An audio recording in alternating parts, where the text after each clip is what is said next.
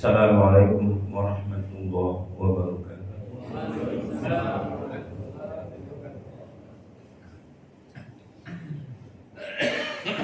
Innal hamdalillah nahmaduhu wa nasta'inuhu wa nastaghfiruh wa natubu ilayhi wa na'udzu billahi min shururi anfusina wa sayyiati a'malina. Man yahdihillahu fala mudilla lahu wa man yudlil fala hadiya lahu. Asyhadu an la ilaha illallah wahdahu la syarika lahu wa asyhadu anna Muhammadan abduhu wa rasuluhu la nabiyya ba'dahu. Allahumma shalli wa sallim wa barik ala nabiyyina Muhammad wa ala alihi wa sahbihi wa man tabi'ahum bi ihsan ila yaumil. Allahumma la sahla illa ma ja'altahu sahla wa anta taj'al al-hazna idza syi'ta sahla.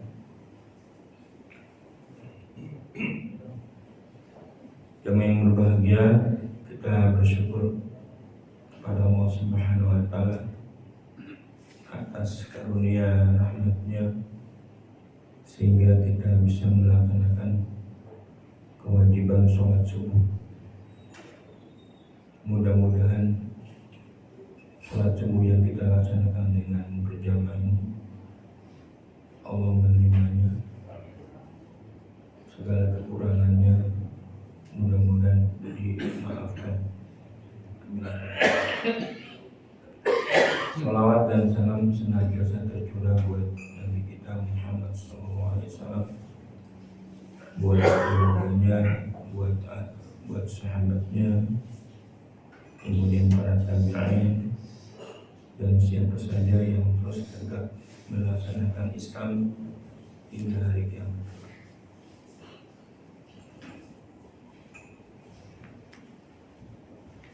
Jamaah yang berbahagia, kita masuk kepada bab baru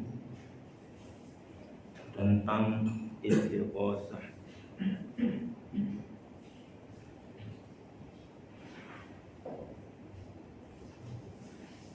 Istighosah itu banyak dilakukan, terutama dari kalangan Nahdien. Mereka menggelar istighosah. Bahkan ada yang dinamakan istighosatul kubro. Sebenarnya istighosah itu apa? Kenapa masuk dalam pembicaraan kitab tauhid ini?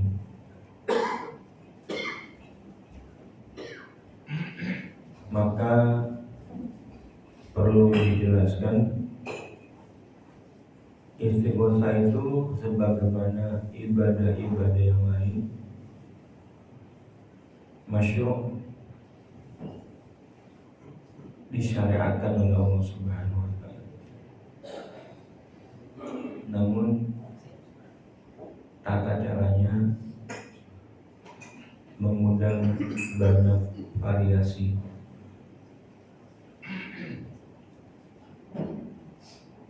Maka di dalam bab ke-13 ini disebutkan babu syirik ayastaghitsa bi ghairillah aw yad'u ghairahu. Bab termasuk syirik beristighosah kepada selain Allah atau berdoa kepada selain Allah.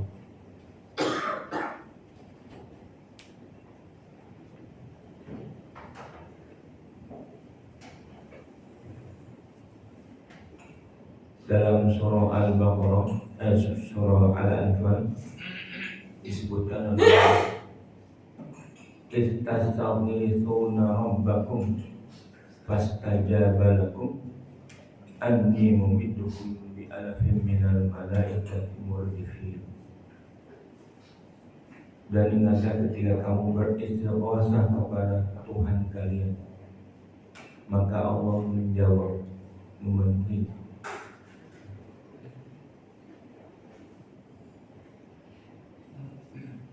Bahwa Allah akan menolong kalian dengan jumlah malaikat yang datang berbondong-bondong.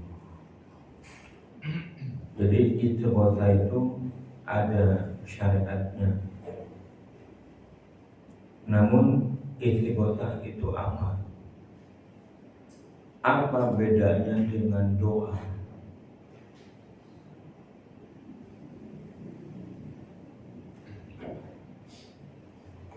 Kalau istighosah itu lebih khusus daripada doa. Istighosah seseorang melakukannya karena dalam keadaan perlu diselamatkan. Artinya istighosah itu orang yang sedang menghadapi kesulitan, dia minta kepada Allah agar dihilangkan kesulitannya. Itu namanya istighosah. Sedangkan doa lebih umum, doa biasa saja.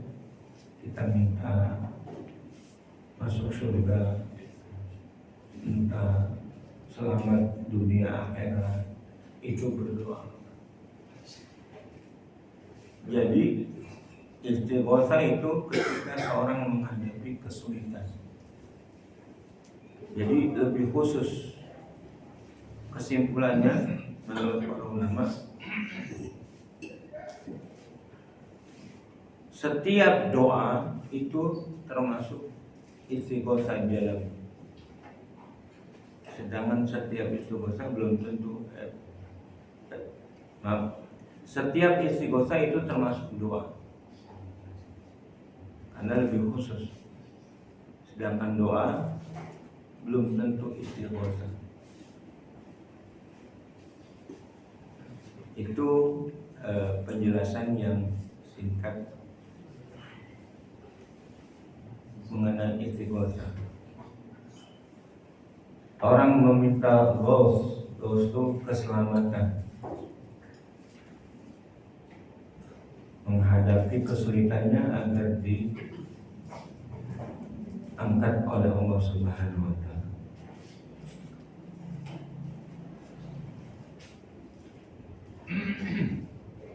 Ya, jadi istighosah itu memohon agar diangkat kesulitan. Tetapi doa lebih umum dari itu, ya.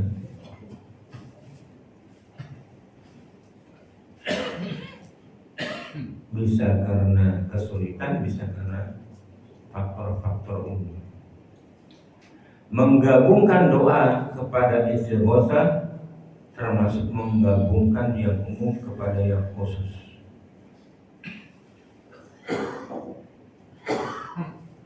Nah, apakah tata cara pelaksanaannya seperti yang kita yang orang-orang pada lakukan dengan menggelar istighosah bersama? Itu masuk kepada bab fikih, tapi kita tidak masuk kepada itu. Yang konsen kepada pembahasannya adalah apakah istighosah itu baik dilakukan oleh bersama, berjamaah, atau orang melakukan sendiri, termasuk perbuatan yang tidak boleh di mana, bahkan masuk kepada syirik. Jamaah yang berbangga dari judulnya sudah jelas, termasuk syirik apabila istighosah memohon keselamatan atau diangkat kesulitan kepada selain Allah. Begitu juga doa. Nah, bentuk istighosah atau berdoa kepada yang lain di mana? Nah, ini termasuk amal-amal yang kalau tidak berhati-hati termasuk perbuatan melanggar syariat atau syirik.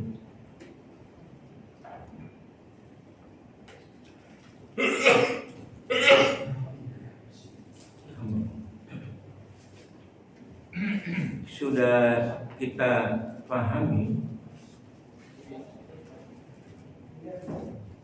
ada sementara orang yang bersifat gulu. Sifat gulu ini terjadi kepada umat Islam karena menilai orang-orang sebelum mereka, yaitu ahlul kitab yang sudah terbukti berbuat gulu.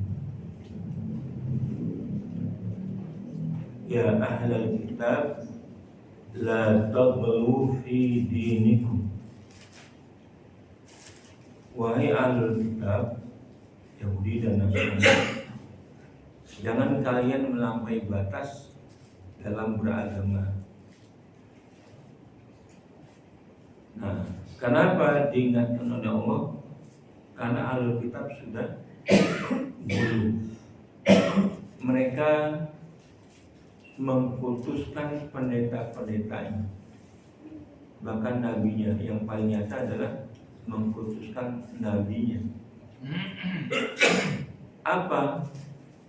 Mereka berdoa kepada pendeta-pendetanya, berdoa kepada nabinya.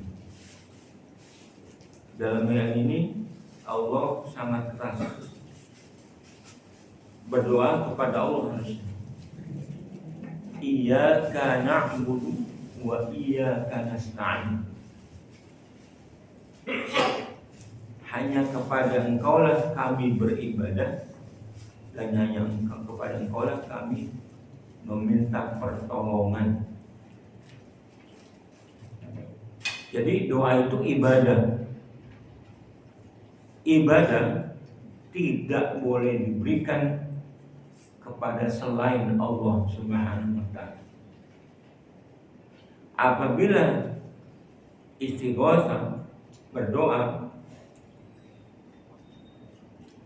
ditujukan, dimintakan kepada zat atau kepada orang atau kepada makhluk yang tidak mendatangkan mandorot atau manfaat, semisal minta rezeki kepada selain Allah yang tidak bisa memberikannya, itu namanya syirik. Tidak ada keringanan dalam masalah ini.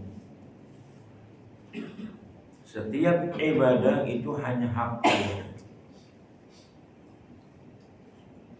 Nah, bagaimana orang-orang terjadi kesyirikan kepada umat Islam ketika mereka beristighatsah kepada selain Allah, kepada wali-walinya, kepada nabinya barangkali, karena mereka tidak bisa memberikan apa yang mereka minta.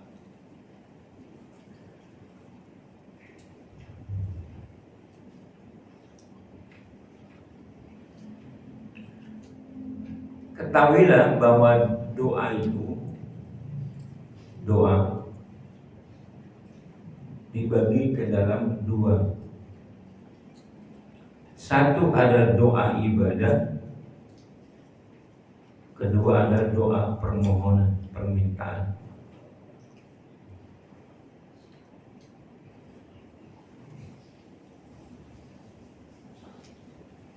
Terkadang maksud Al-Quran itu bisa doa ibadah, terkadang bisa doa permintaan, terkadang kedua-duanya dimaksudkan sebagai ibadah dan permintaan. Di dalam Al-Quran banyak sekali ayat-ayat yang menjelaskan bahwa doa itu termasuk kandungannya ibadah dan atau permintaan.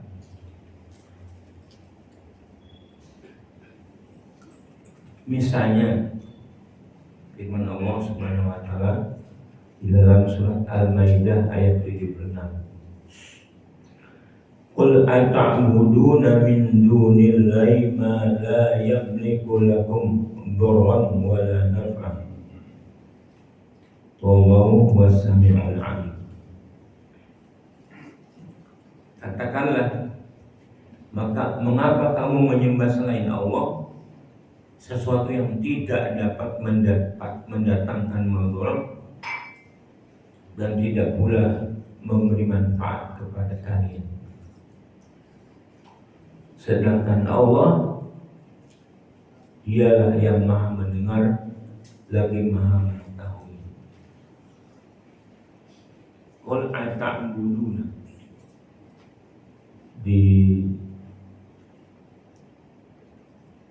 dikatakan oleh Allah, qul ata'buduna, maksudnya mereka berdoa kepada sesuatu yang tidak bisa mendatangkan manfaat bagi Allah.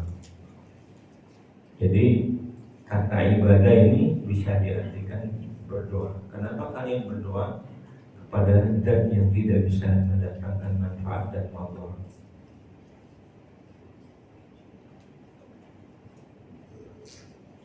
Begitu juga dalam surat Al-An'am, qul anad'u min dunillahi ma la yanfa'una wa la yadhuruna. Katakanlah, apakah kita akan menyuruh selain Allah apa yang tidak dapat mendatangkan manfaat dan tidak pula mendatangkan Allah. Dan banyak lagi ayat-ayat semisal itu, bahwa tidak boleh orang berdoa kepada selain Allah. Ini jelas.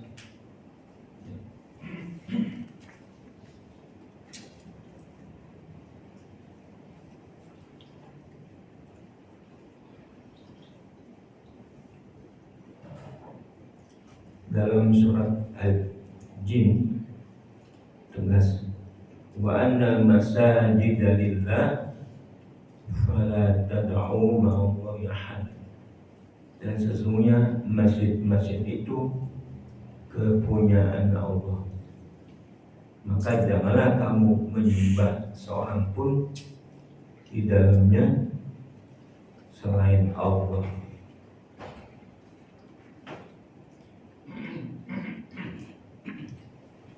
Nah, apabila di dalam istighosah atau berdoa ada yang diberikan kepada makhluk, maka jelas jatuhnya syirik.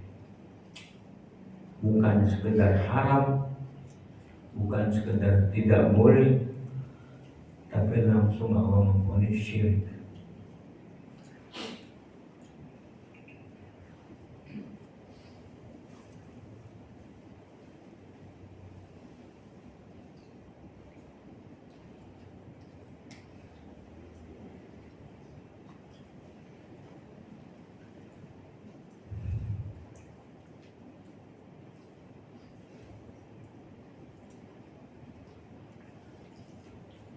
Doa termasuk istighosah mesti diserahkan hanya kepada Allah. Dengan menyerahkan kepada Allah, kita meminta sudah yang tepat. Perkara diijabah atau tidak, atau cepat atau lambat, bukan urusan kita. Karena Allah Maha tahu yang kita hadapi. Maka berdoa itu termasuk perintah. Berdoa itu termasuk ibadah. Bahkan intinya ibadah. Doa ia mukhul ibadah. Doa adalah intinya ibadah. Nah, maka doa tidak diberikan, tidak disampaikan kecuali kepada Allah Subhanahu wa taala. Dengan berdoa kita mengikhlaskan kepada Allah Subhanahu wa taala. Dengan doa itu kita beribadah. Yaitu lebih kita tegaskan bahwa ibadah hanya kepada Allah. Ya. Maka Umar bin Khattab radhiyallahu anhu pernah dapat keterangan Allah akan membalas doa. Ada tiga perkara seorang hamba akan mendapatkan apabila doanya diijabah oleh Allah Subhanahu wa taala. Ud'uni fastajib lakum. Wa qala rabbukum ud'uni astajib lakum. Tuhanmu telah berfirman, berdoalah kepadaku, niscaya aku akan balas. Nah, seorang hamba akan mendapatkan 3 kemungkinan dari doa yang dipanjatkan. Pertama adalah segera akan mendapat jawaban di dunia ini.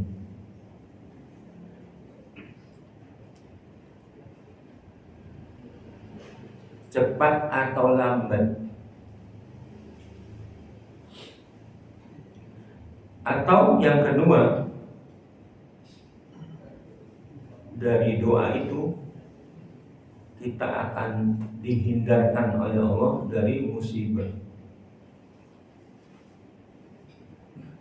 Yang ketiga,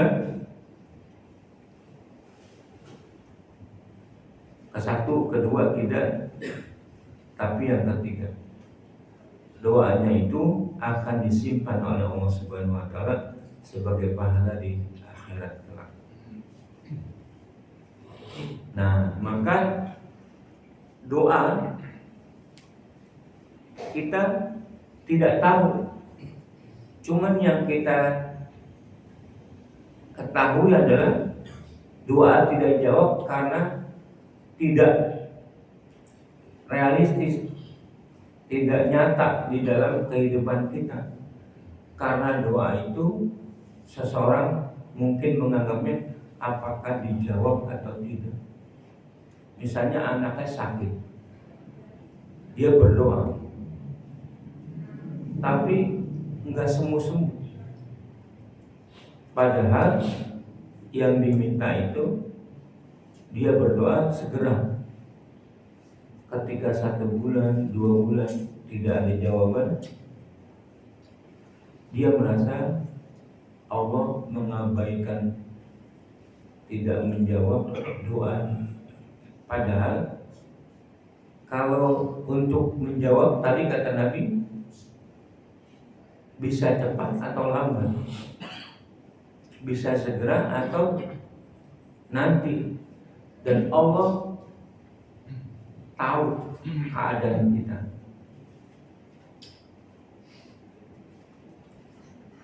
Atau apalagi kalau dihindarkan darinya sebuah kemusibahan, atau lebih tegas lagi, disimpan sebagai pahala di akhirat. Maka Umar bin Khattab radhiyallahu, kalau begitu aku akan banyak berdoa. Dijawab oleh Nabi, Allah lebih banyak lagi menjawab. Maka doa itu ibadah.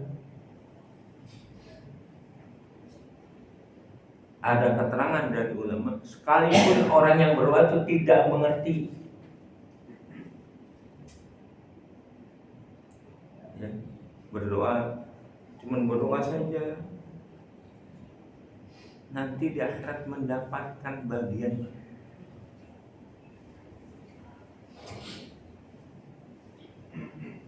Ketika dia berdoa, apalagi pakai bahasa Arab, kebanyakan gak ngerti. Misalnya doa ba'da sholat, setelah zikir, masuk pada berdoa. Dia berdoa,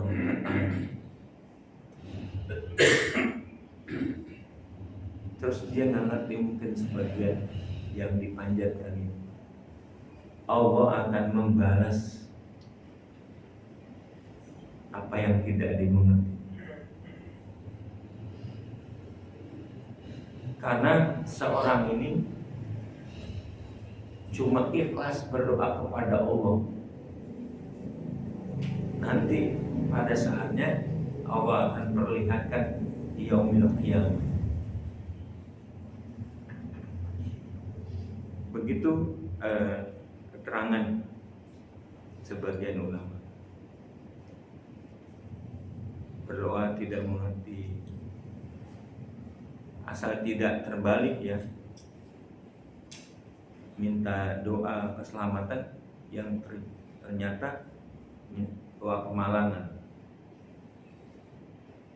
Yang penting doa minta, ya.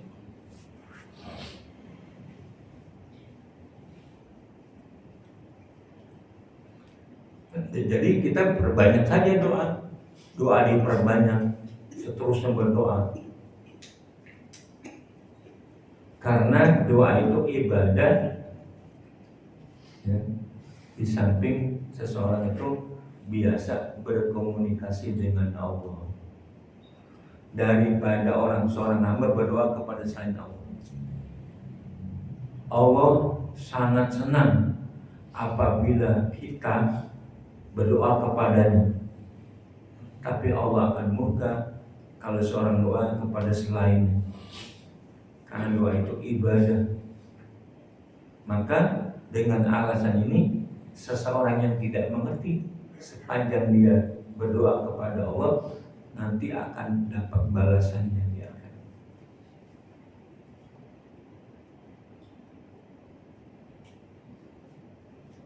Pernah suatu hari ada orang berdoa, singkat saja,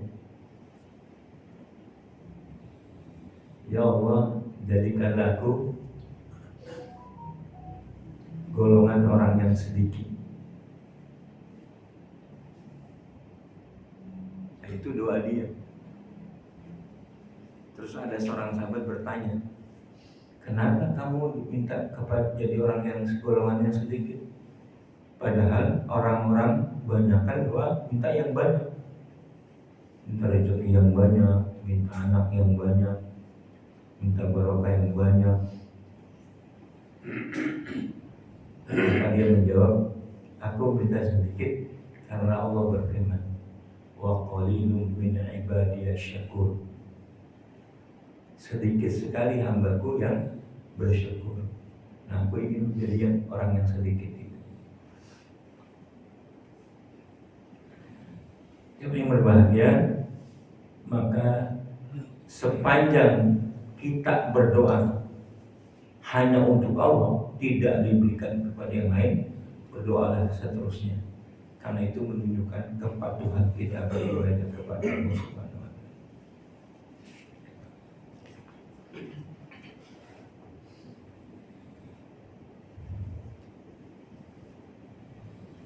Nah, kembali kepada istighfar yang membuatnya melanggar syariat, bahkan syirik, ketika orang beristighfar meminta kepada Nabi, meminta kepada wali-wali. Bagaimana meminta kepada Nabi?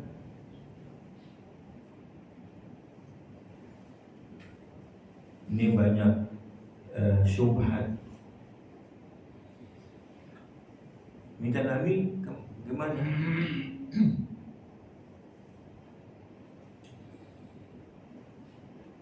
Dalam pandangan yang teliti, masuk kepada contohnya sholawat. Sholawat itu kan memberi pujian kepada Rasulullah. Ada sholawat yang menjurus kepada berbahaya secara akidah. Sholawat badar. Sholawat badar itu bunyinya gimana? Salatullah salamullah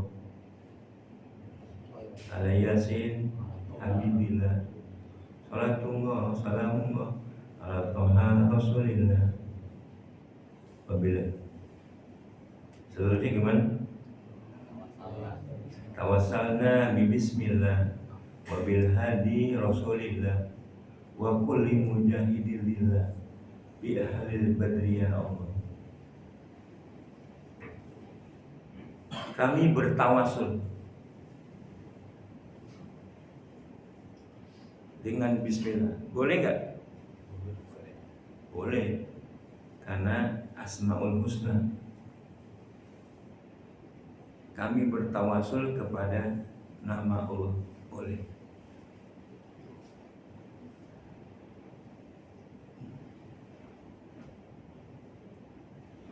Tawassalna bi bismillah wa bil hadi rasulillah.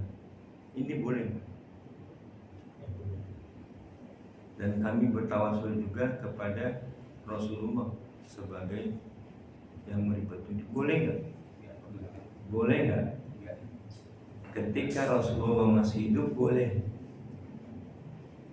Ketika masih hidup.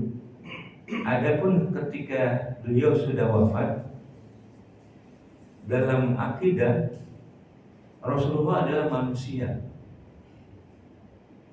Ketika dia sudah wafat, dia tidak bisa memberikan apa-apa. Terus yang ketiga, wa kulli mujahidin billah. Mujahidin masih ada yang hidup, ada yang sudah meninggal. Nah, lebih khusus lagi, wa bi ahlil badri ya Allah. Itu bermasalah karena mereka meminta kepada yang sudah mati. Ya. Boleh nggak bertawasul kepada yang sudah mati? Nah itu bagian kepada tidak bolehnya. Sepakat Ahlussunnah wal Jamaah tidak boleh kita meminta kepada yang sudah meninggal.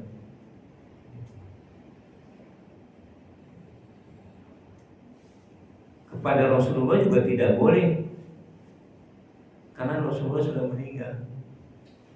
Maka Ibnu Mas'ud menjelaskan, dia mengajarkan tasyahud. Asyhadu an la ilaha at-tahiyatu lillahi wa salatu wassalam.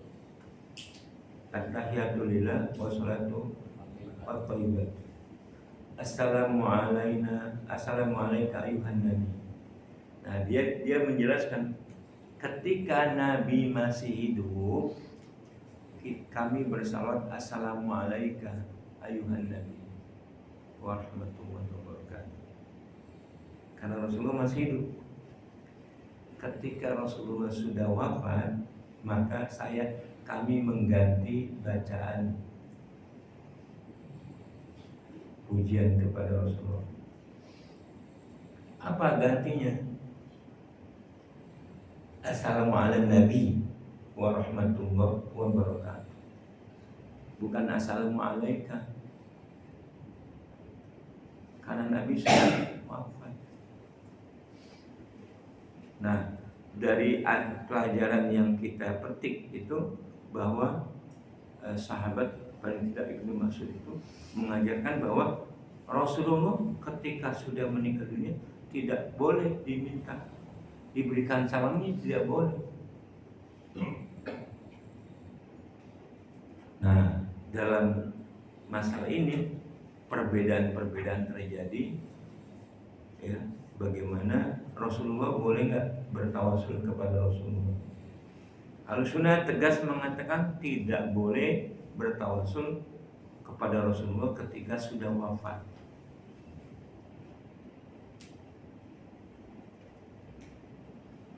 Itu tegasnya. Apalagi kepada orang biasa. Nah, istighosah yang terjadi dikhawatirkan kita menyelenggarakan istighosah, kita ketika menyelenggarakan istighosah meminta kepada wali-wali, kepada syekh-syekh. Itu yang dikhawatirkan. Atau begini, tidak boleh istighosah ketika ditujukan kepada wali-wali.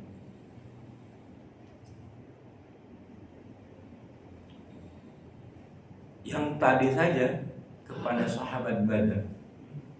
Sahabat Badar itu kan manusia terbaik, ya. Golongan terbaik, sahabat Badar.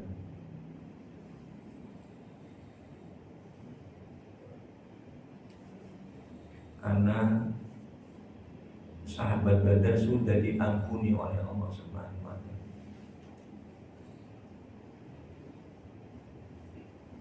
Silakan sahabat Badar berbuat apa saja, karena Allah sudah mengampuni.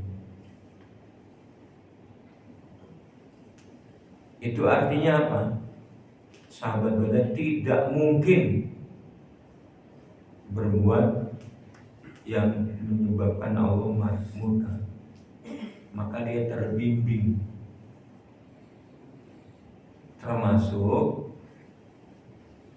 sahabat yang menulis surat kepada keluarganya ketika Rasulullah ingin menaklukkan kota Mekah. Itu kan menjadi membuka rahasia Rasulullah. Ketika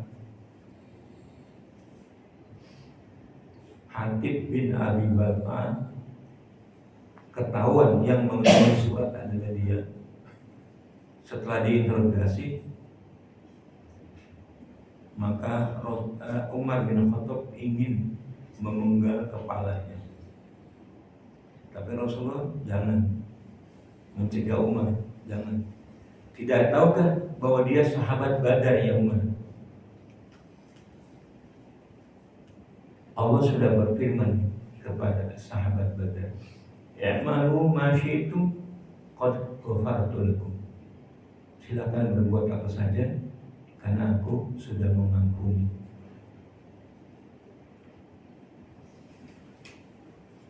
Nah, jadi istighotsah atau dan doa, masalahnya adalah doa tidak kepada Allah Subhanahu wa taala. Itu bisa terjadi ketika pemahaman kita nyerempet kepada firqah-firqah yang tidak jelas. Ini sangat banyak terjadi di masyarakat kita. Kalau seseorang pengen kaya, kemana? Minta rezeki kemana? Dia tidak sabar meminta rezeki hanya kepada Allah, kepada orang pintar. Dengan dalih, lah itu kan minta juga kepada Allah. Kalau mintanya ini adalah orang pintar, misalnya kiai, tolong doakan kiai, saya minta rezeki kepada Allah. Terus kiainya berdoa kepada Allah supaya memberi rezeki kepada orang itu. Ini termasuk boleh, tawasul yang boleh. Orangnya masih hidup dan orang yang diperkirakan dekat kepada Allah, boleh, sangat boleh, karena seseorang kadang-kadang tidak sampai kepada Allah doanya. Datanglah kepada orang pintar, kepada kiai, memohon doa sebagaimana doa kita kepada saudara kita. Ini anak saya lagi sakit, tolong doain ya. Itu kan sama gitu. Nah, tetapi apabila kalimatnya tolong doain, tolong kiai, saya minta rezeki, maka itu termasuk syirik. Syirik besar atau syirik kecil? Syirik besar, karena berdoa kepada selain Allah Subhanahu wa taala. Nah, jamaah yang berbahagia, ini perkara-perkara yang mungkin terjadi, makanya diingatkan. Istighotsah boleh, masyru', tapi apabila ditujukan, diberikan, dimohonkan kepada selain Allah, itu yang berbahaya. Bukan kita melarang istighotsah. Istighotsah al-kubro boleh, asal intinya adalah memohonnya kepada Allah. Kalau memohonnya kepada selain Allah, itu yang bahaya, bahkan syirik. Jadi jamaah yang berbahagia, ingatlah doa itu ibadah dan permintaan. Yang ibadah dan permintaan itu tidak ditujukan kecuali kepada Allah. Iyyaka na'budu wa iyyaka nasta'in. Saya pikir sementara itu dulu. Nanti kita sambung bab tentang istighotsah ini. Barangkali ada yang bertanya, silakan. Yang tadi mengenai kenapa nggak boleh tawasul kepada orang yang sudah meninggal kan? Ada yang punya, saya pernah baca itu benar orang yang jahil segala macam. Orang soleh itu punya, mereka tetap hidup gitu kan. Ada ayat seperti itu. Terus kedua, tawasul sendiri adalah kata-kata tawasul sendiri adalah bahwa itu bukan berarti memang bukan doa kepada selain Allah tawasul. Jadi sebenarnya tawasul itu adalah kepada Allah, tapi kita tetap orang mendukung gitu. Jadi dari kata-kata tawasulnya sendiri itu jelas sekali bahwa itu nggak sirik gitu. Jelas sekali niatnya gitu, bahwa itu niat itu kepada Allah gitu, bukan kepada selain Allah. Tapi ketika dia berperantara kepada orang soleh, nah itu artinya dia minta dukungan gitu kan, minta dukungan supaya orang soleh itu ikut membantu doa seperti itu. Nah, Ya. Ada dua pertanyaan. Yang pertama, orang yang soleh dikatakan oleh mereka itu masih hidup sekalipun sudah tidak ada di dunia ini. Ayatnya berdalil dengan wala taqulanna minal syai'in wala taqulanna liman yuqtalu fi sabilillahi amwatan wala tahsabanna alladziina qutilu fi sabilillahi amwatan atau wala tahsabanna alladziina qutilu ya. Janganlah menganggap orang yang terbunuh di jalan Allah itu sebagai mati. Orang terbunuh di jalan Allah itu kan mujahid, syuhada. Wali Allah lebih tinggi daripada syuhada. Benar. Wali Allah lebih tinggi daripada syuhada. Tapi apakah pengertiannya Allah orang yang mati itu masih hidup di akhirat sehingga kita bisa memohonkan kepada dia? Yang perlu dijelaskan itu tafsir wala tahsabannal ladzina qutilu fi sabilillahi amwat atau wala taqulu lima yuqtalu fi sabilillahi amwat, itu perlu dijelaskan. Dia sudah mati kan?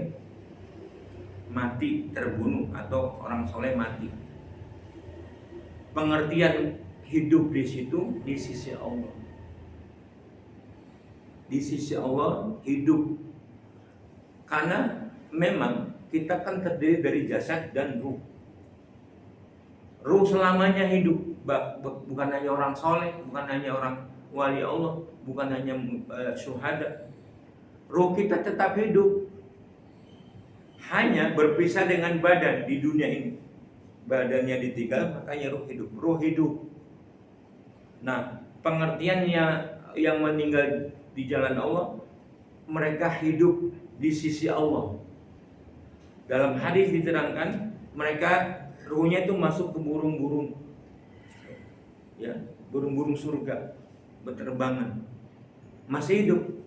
Nah, yang lain yang bukan syuhada digambarkan apa? Enggak ada penggambaran itu, tetapi ruh masih hidup. Apakah ruh kita mati? Enggak. Ruh sejak diciptakan oleh Allah selamanya hidup.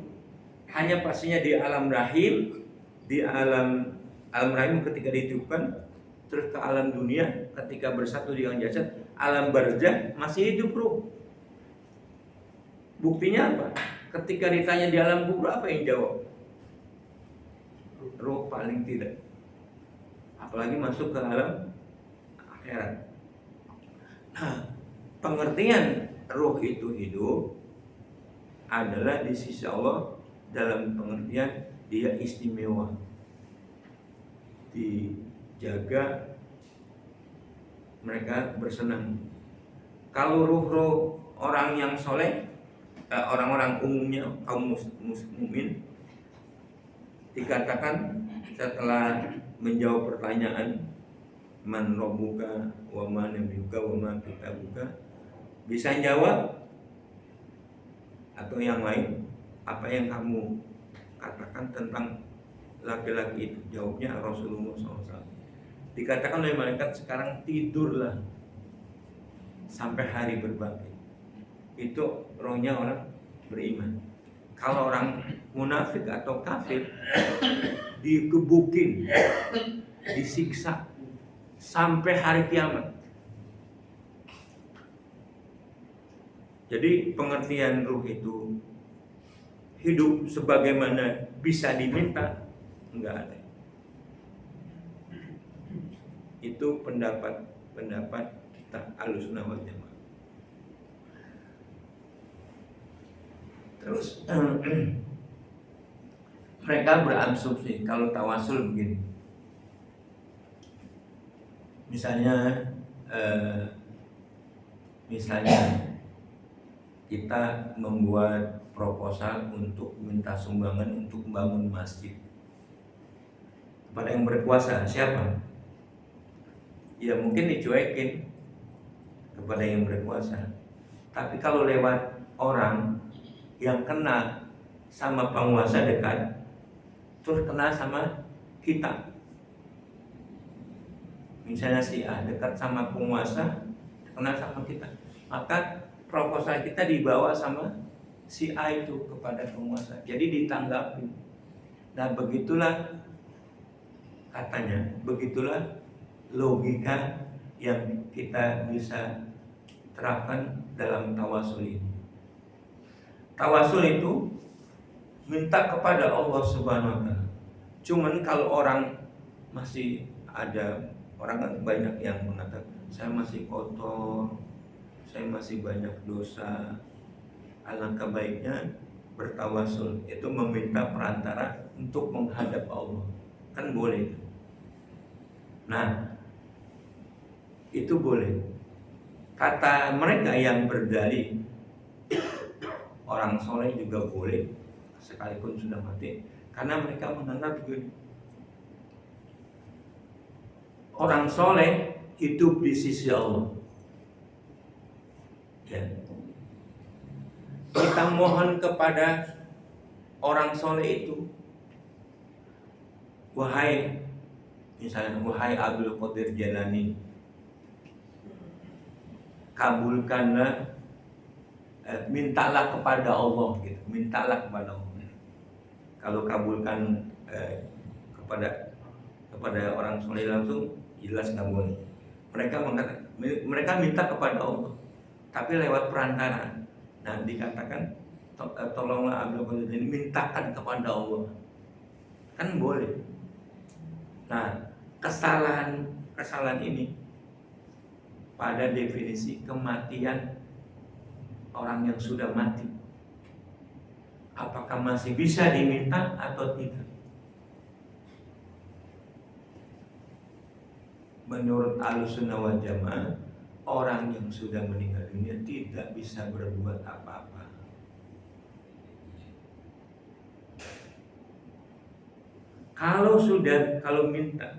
Kalau mereka bisa berbuat, siapa yang paling tepat kita mintakan?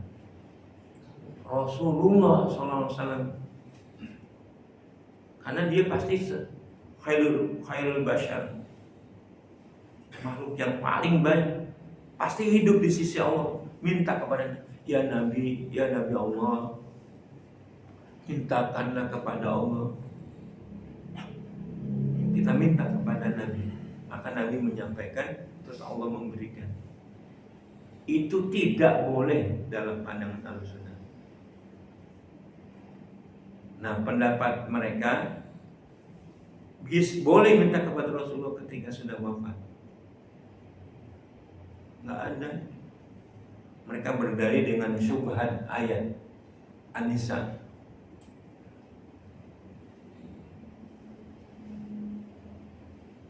Surat An-Nisa banyak.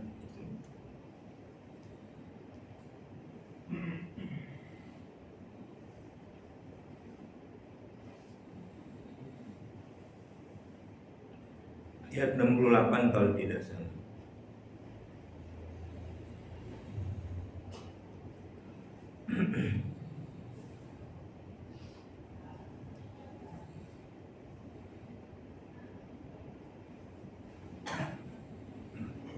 Ayat 64.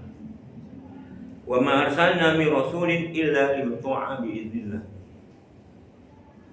walau annahum idzalamu anfusahum ja'uka fastaghfirullaha wastaghfara lahumur rasul lawajadullaha tawwabur rahim. Dan tidaklah kami utus seorang rasul kecuali untuk ditaati dengan izin Allah. Seandainya mereka datang ketika mereka menzalimi diri sendiri, mereka datang kepadamu ya Rasulullah, maka meminta ampun kepada Allah, maka Allah akan mengampuni mereka. Ini ayat mereka pegang, mereka jadikan dalil sebagai bolehnya minta kepada Rasulullah dalam keadaan sudah wafat. Padahal ayat ini adalah ketika Rasulullah masih hidup. Mereka misalnya menzalimi diri sendiri. Mereka datang kepada Rasulullah, ya Rasulullah ampuni kami kepada Allah, tolong mintakan kepada Allah. Bukan Rasulullah sudah mati. Rasulullah tidak direcoki lagi oleh umatnya, tetapi diberikan sholawat. Itu yang paling baik. Nah jadi anggapan kita bisa meminta kepada Allah lewat perantara boleh. Jadi dalam akidah yang benar, meminta tawasul kepada manusia biasa, kepada makhluk, kepada manusia ketika masih hidup. Orang soleh yang layak diminta bantuannya, meminta. Kita nggak mampu berdoa, minta kepada orang soleh, mintakan kepada Allah. Itu masih hidup. Kalau sudah meninggal dunia, tidak ada amal lagi. Dia tidak bisa membantu. Begitu. Kita mengatakan bahwa Ahlussunnah wal Jamaah yang meninggal dunia itu semuanya orang hidup, tetapi yang meninggal dalam fisabilillah itu diistimewakan oleh Allah, disebutkan oleh Rasulullah. Mereka ada yang masuk ke paruh burung-burung surga, mereka ada di Iliyin, banyak. Tetapi mereka hidup dalam alam barzakh atau alam akhirat, tidak disibukkan lagi dengan urusan dunia. Sudah selesai mereka. Idza mata ibnu Adam inqata amalu. Apabila seorang anak Adam meninggal dunia, maka selesailah, berhentilah amal-amalnya, kecuali dari 3 ila min talatin, kecuali dengan 3 cara. 1, anak yang soleh yang mendoakannya. Terus amal jariah. Terus ilmu yang bermanfaat. Nah, ilmu yang bermanfaat perlu ditegaskan bahwa tawasul adalah perantaraan kita berdoa. Kita bisa minta kepada orang-orang yang masih hidup. Tapi kalau sudah meninggal dia tidak bisa lagi menolong, kecuali kita doakan. Kita kan masih hidup, ya berarti tidak bisa. Nah itu memang jadi masalah. Orang-orang yang bertawasul masih menganggap Rasulullah bisa. Bahkan mereka salahnya itu orang-orang soleh, orang-orang wali, orang-orang soleh dari zaman dulu bisa dimintakan tawasul. Termasuk tadi sholawat badar. Mereka bersolawat, bertawasul kepada ahlul badar. Itu secara akidah bermasalah. Wallahu a'lam bishawab. Demikian Mudah-mudahan bermanfaat. Lebih kurangnya mohon maaf. Kalau ada yang benar itu dari Allah Subhanahu wa Ta'ala dan Rasulnya, kita ambil.